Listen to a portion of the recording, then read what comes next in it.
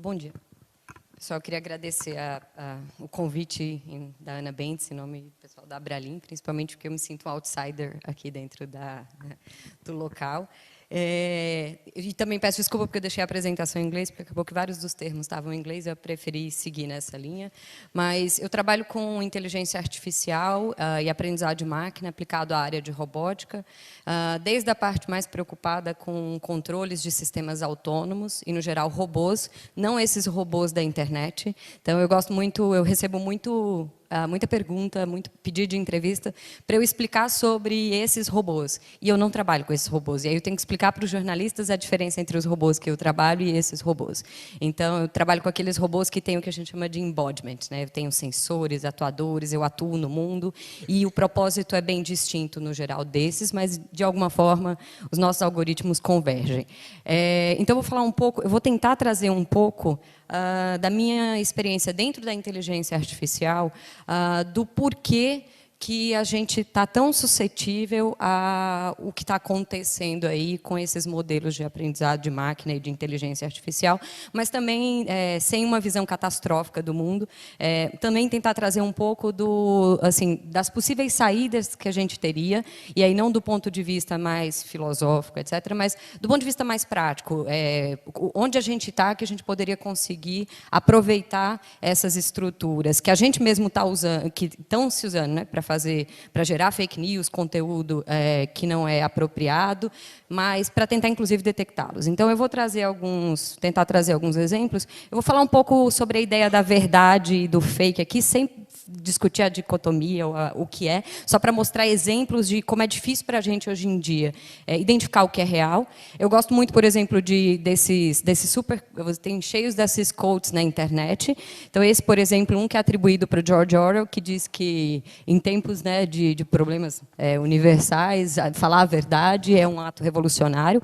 Qualquer um que leu Orwell e que é alinhado com o descrédito que a gente tem da verdade hoje em dia, eu, inclusive, ficaria muito feliz de compartilhar esse post de alguma forma. Mas ele não é verdadeiro. Por mais que ele esteja... E esse é o grande problema. É que, se você for procurar em inúmeros sites vão mostrar para você como se isso fosse realmente texto, inclusive, tirado de 1984. E se você procurar em 1984, não tem nada escrito sobre isso, e o próprio biógrafo do Orwell falou que nunca encontrou em nada que Orwell escreveu isso. Mas parece Orwell, faz sentido para a gente que gosta de Orwell e faz sentido para o processo atual. Então, para a gente é muito difícil nem sequer querer compartilhar, e aí a gente acaba ficando muito tentado aí nessa linha. Então, eu vou falar um pouco sobre, tentar mostrar algumas coisas relacionadas a essa ideia de fake e do que é real hoje em dia. O que é a IA, a inteligência artificial, o que ela é, na verdade, como ela tem contribuído. Aí eu vou falar um pouco do ponto de vista mais algorítmico, sem entrar em modelos matemáticos, mas tentar mostrar para vocês de onde vem esse poder desses algoritmos.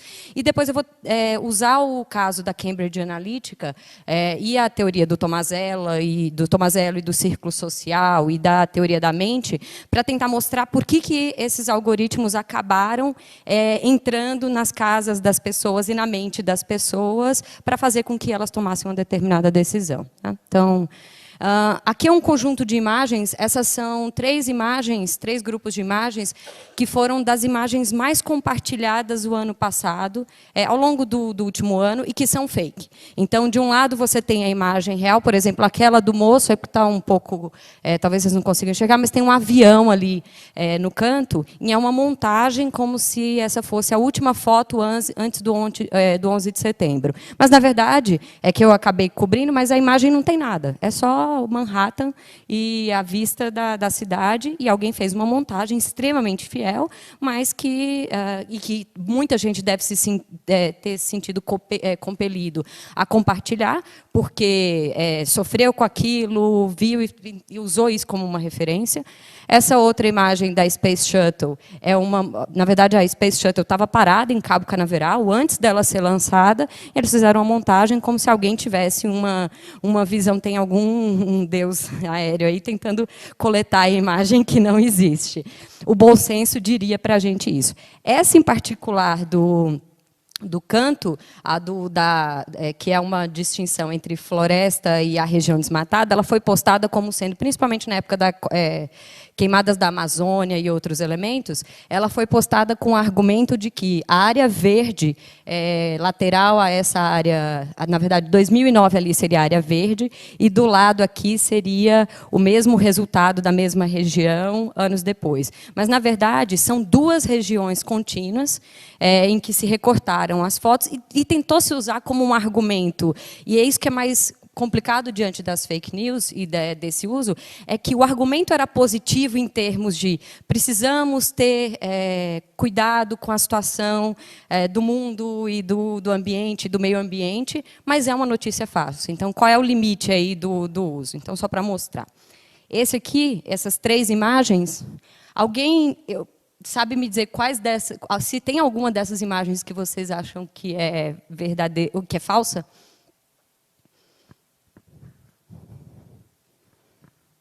A do tubarão? Se eu disser para vocês que a do tubarão é verdadeira, que a essa daqui da cidade aqui é verdadeira ou é falsa? Parece verdadeira. Não, é falsa. E aquela imagem das plantas? Parece verdadeira. Não, é falsa. Então, alguma dessas imagens parece falsa? O cachorro? Tá. Na verdade, são todas imagens falsas. Todas essas imagens foram geradas, e não são imagens falsas que alguém pegou o Photoshop e fez algum tipo de tratamento na imagem. Elas são imagens geradas a partir de bancos de dados, usando algoritmos geradores de novas imagens, que são composições a partir de outras, e são todas falsas. Mas elas são plausíveis para a gente no limite. Esse conjunto de imagens, por exemplo, todas essas pessoas, vocês podem ver que tem pele brilhosa, dá para ver se você dá zoom, dá para ver a espinha, o cravo no rosto da pessoa. Absolutamente todas essas imagens são de pessoas que não existem. Os pesquisadores usaram um banco de imagens de atores de Hollywood, e a partir e eu vou falar um pouco sobre os modelos mais para frente, mas a partir de algoritmos de inteligência artificial, eles conseguiram extrair, e não ensinar, não tinha modelo a partir disso, extrair um modelo que fosse capaz de descrever o que são características como a cor do cabelo, o formato do rosto, o formato da boca, e a partir desses modelos aprendidos, do conjunto de dados, eles conseguiam fazer modificações dentro do que a gente chama de variáveis latentes, do conjunto de variáveis latentes, que são aquelas que não foram observadas, mas que descrevem efetivamente as imagens de forma escondida, e mexer dentro desse espaço, eles conseguiam gerar todas essas imagens. Então, se alguém compartilhar uma imagem dessa, por natureza, é uma notícia fake, se a gente for pensar, porque nenhuma das imagens é real. Ela é construída a partir de pessoas reais. Esse é um caso que eu gosto muito, uma colega minha a imagem não é tão bonita, mas isso é evolução histórica. Essas são imagens dermatoscópicas de melanoma, que a gente usa sistemas de inteligência artificial. Hoje em dia já conseguem detectar se a pessoa tem um melanoma com uma qualidade superior, inclusive, ao dos especialistas. Ótimo para a gente. Então, nem tudo é ruim na IA, pelo contrário. Eu acho que a Edviges falou bastante disso, mas não tem como voltar atrás, porque os benefícios são gigantescos também. Então, é como tudo na ciência e na tecnologia, o uso depende. Acho que Einstein nunca teria pensado ou não teria previsto que a teoria da relatividade seria usada para o fim que foi usado. Isso não significa que ela também não auxiliou diversas outras questões na ciência. Mas essas imagens, elas são imagens dermatoscópicas de melanoma. E, hoje em dia, um dos grandes problemas com as redes, a gente vai ver, com esses processos de treinamento de inteligência artificial, é que elas dependem de um conjunto grande de dados. E é muito difícil, e essas imagens, elas estão anotadas, que a gente fala. Significa que alguém tem que ter dito, um especialista, que aquela imagem é de um melanoma ou não é de um melanoma, para aí o sistema poder aprender. O pessoal percebeu que, ao invés de só usar imagens disponíveis e o sistema não ter uma qualidade tão grande, a gente poderia começar, a partir das imagens que a gente tem, gerar novas imagens, para argumentar, aumentar a possibilidade de aprender sobre elas. Então, se eu disser para vocês que as últimas duas da parte superior, uma delas é real e a outra delas, essa é bem especialista, mas uma delas é real e a outra delas é fake. A imagem real é a da direita, a última. E a imagem do lado é a imagem gerada a partir de uma rede que a gente chama, de um modelo que a gente chama de modelo generativo. Esse modelo generativo, e o mais inacreditável dele, aí vem no princípio da ideia da construção da fake news também, é que o trabalho dele é abrir esse sistema, ele aprende um tentando enganar o outro. Então, uma rede gera um conteúdo que é sintético, e a outra tenta se melhorar descobrindo se esse conteúdo é ou não sintético. Se ele é um dado original ou se foi um dado gerado. E as duas vão aprendendo em conjunto para que, no final, uma consiga gerar o melhor conteúdo sintético possível e a outra consiga distinguir com a melhor qualidade possível do conteúdo sintético do conteúdo real. Eu gosto desse exemplo também. Há alguns anos a gente teve um sucesso que foi a ideia de usar essas mesmas redes neurais, que eu vou falar depois o que são, para fazer identificação das características de pintura dos grandes pintores. E o que o pessoal fez foi, eles coletaram imagens de diversos artistas, e aí o treinamento era normalmente por um autor. Então, eu pegava as obras de Picasso, e eu queria entender, a gente sabe descrever, e toda a arte consegue descrever quais são as características de uma obra de Picasso. Mas eles tentaram entender isso do ponto de vista da imagem, com muito detalhe. E eles colocaram modelos para aprender qual eram as características do stroke, do pincel, as cores predominantes e tal. E uma vez que eles fizeram isso, eles disseram, tá bom, agora como é que seria a minha casa pintada por Picasso? Ou uma determinada casa que refletisse o estilo de Van Gogh. E usaram isso para fazer o que a gente chama de style transfer. Então, a ideia de style transfer é eu aprendo o estilo de algo e depois eu transfiro. Parece uma aplicação não tão brilhante, mas os quadros que foram produzidos sinteticamente por essa rede foram considerados pelos maiores especialistas no mundo como obras que, claramente, se fossem apresentadas para eles sem a informação de que eram falsas, seriam entendidas como sendo quadros daqueles pintores. Então, tem um site na internet que você entrega a sua foto, escolhe a sua imagem favorita, eu gosto de Kandinsky, ele vai lá e me transforma em Kandinsky.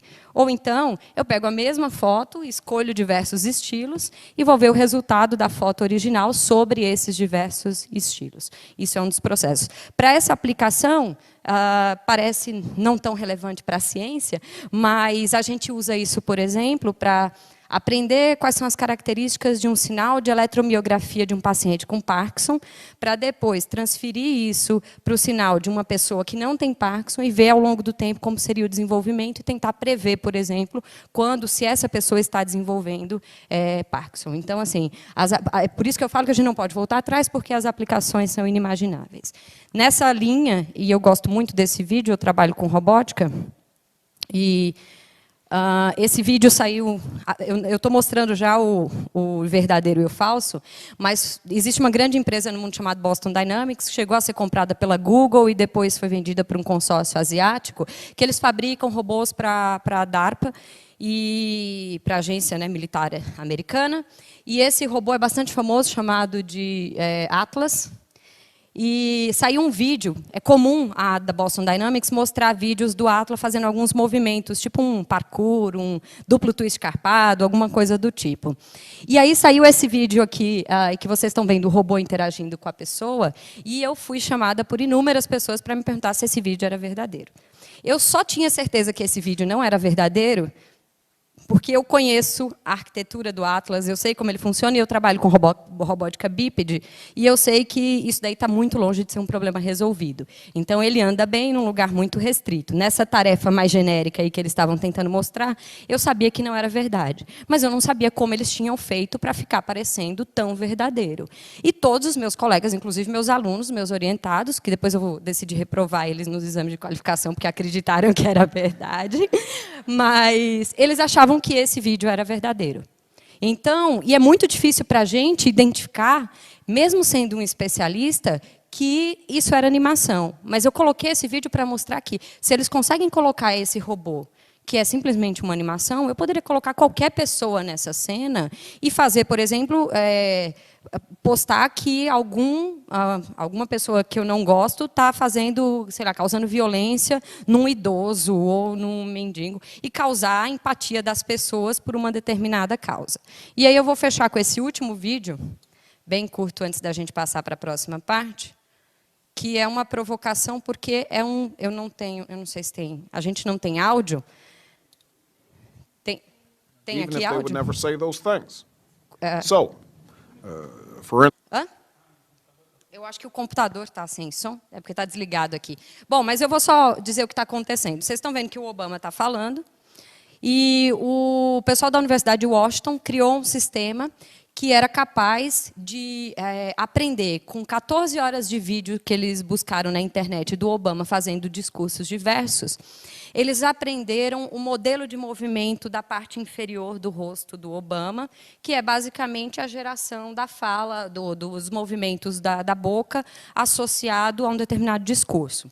E eles treinaram esse sistema para aprender o modelo associado ao movimento da boca, e depois eles pegaram qualquer texto que você queira e começaram a colocar na voz do Obama, e com o Obama fazendo os movimentos totalmente sincronizados com aquilo. Então, tem esse vídeo aí, é o Obama dizendo que o Trump é um idiota, e mais outras coisas, que ele provavelmente não gostaria de falar em público, mas pensa, mas colocaram as palavras na boca do Obama, literalmente. Então, até a gente provar, uma vez que isso acontece, e se coloca esses mesmos algoritmos que se usam para gerar, a gente consegue usá-los para distinguir a verdade do que não é. Mas até se usar para esse propósito, o estrago já foi feito, a notícia já foi compartilhada, e a gente não tem mais como, em muitos casos, voltar atrás. Então, por exemplo, se numa véspera de votação, você coloca um vídeo desse com um conteúdo extremamente complicado, você pode perder uma eleição somente. A gente viu casos no Brasil até de notícias assim absurdas, mas não é só o Brasil nesse caso, mas esse em particular é bastante preocupante, porque ele deu voz a uma pessoa, fez parecer verdadeira e nada disso era verdadeiro. Então, quando a gente... Vocês querem que coloque aqui para a gente... Or Ben Carson is in the sunken place. Or, how about this? Simply, President Trump is a total and complete dipshit. Now, you see, I would never say these things, at least not in a public address, but someone else would. Someone like Jordan Peele. This is a dangerous time. Moving forward, we need to be more vigilant with what we trust from the internet. It's a time when we need to rely on trusted news sources. It may sound basic, but how we move forward in the age of information is going to be the difference between whether we survive or whether we become some kind of fucked up dystopia. Thank you, and stay woke, bitches.